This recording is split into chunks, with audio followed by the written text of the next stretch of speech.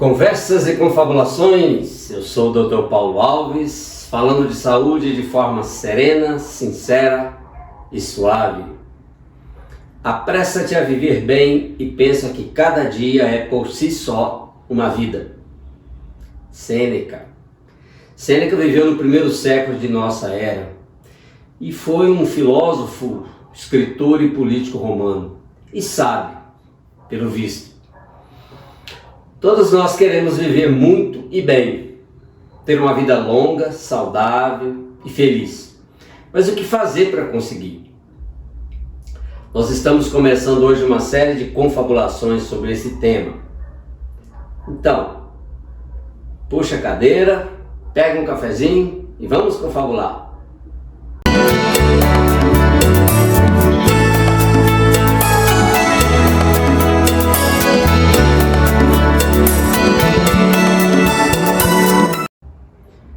Filho, cuida de teu pai na velhice, não desgoste em vida.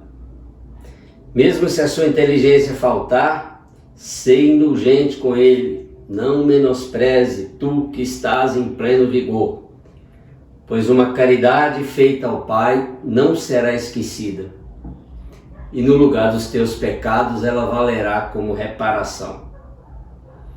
Esse texto é atribuído a Ben Sirach, um escritor judeu que viveu que escreveu isso aí entre os anos 190 e 180 a.C.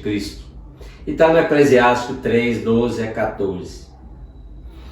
Antes mesmo de desenvolver a linguagem, o Homo sapiens já entendia que precisava cuidar dos mais vulneráveis. O paleontólogo australiano Raymond Dart encontrou numa gruta francesa um fêmur de um homem pré-histórico que havia sido fraturado em seu terço inferior e cuja fratura estava envolvida por uma grossa calosidade óssea. Ora, num ambiente puramente selvagem, um homem com uma fratura tão grave, sem condições de se locomover, seria presa fácil para os predadores, certamente. Se ele viveu o suficiente para sua fratura se consolidar, significa que ele recebeu os cuidados de sua tribo. O Brasil transformou essa necessidade de cuidado em lei. O Estatuto do Idoso, a Lei número 10.741 de 2003, diz no seu artigo 3º, é obrigação da família, da comunidade, da sociedade e do poder público assegurar ao idoso, com absoluta prioridade, a efetivação do direito à vida, à saúde, à alimentação, à educação, à cultura, ao esporte, ao lazer, ao trabalho, à cidadania, à liberdade, à dignidade, ao respeito e à convivência familiar e comunitária. O legislador brasileiro se preocupa com isso porque a população brasileira está vivendo cada vez mais e envelhecendo, obviamente. A vida média do brasileiro aumentou 12 anos entre 1980 e 2013, segundo o IBGE. Imagine passar de 64 anos para 76. Baita diferença. Na verdade, o Brasil vive hoje uma transição entre uma sociedade com percentualmente muito mais crianças e jovens e poucos idosos, para uma sociedade com diminuição de crianças e jovens, predomínio de pessoas de meia idade e aumento considerável de idosos. E nós vamos evoluir para uma sociedade com predomínio de idosos. É o que nos diz essa publicação aí do IBGE de 2017. Observem nessas imagens. As barras horizontais indicam o percentual de pessoas daquela faixa etária em relação à população total. Barras amarelas, homens, barras azuis, mulheres. Comparem a faixa etária, por exemplo, de 0 a 4 anos em 1980 e em 2017.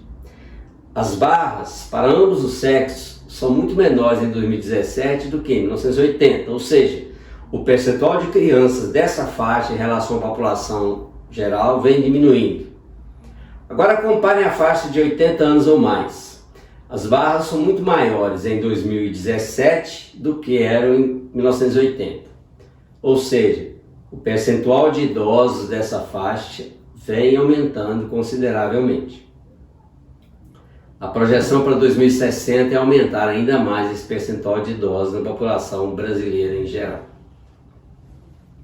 A Pesquisa Nacional por Amostragem, Pesquisa Nacional por Amostra de Domicílios, PNAD contínua, do IBGE, de 2017, apontou 14,6% da população brasileira com 60 anos ou mais de idade, o que corresponde a 30,3 milhões de pessoas. As ciências da saúde têm se preocupado com isso. Estudos científicos são constantemente publicados tratando do tema. Os médicos, os fisioterapeutas, os enfermeiros, os dentistas, enfim, os profissionais de saúde em geral, de todas as áreas, estão correndo atrás de compreender melhor o processo de envelhecimento para melhor cuidar desse público. Nos meus 29 anos de exercício da medicina, eu acompanhei a crise que abateu sobre a pediatria, a diminuição do interesse do médico em ser pediatra. Afinal, a população de crianças só diminui.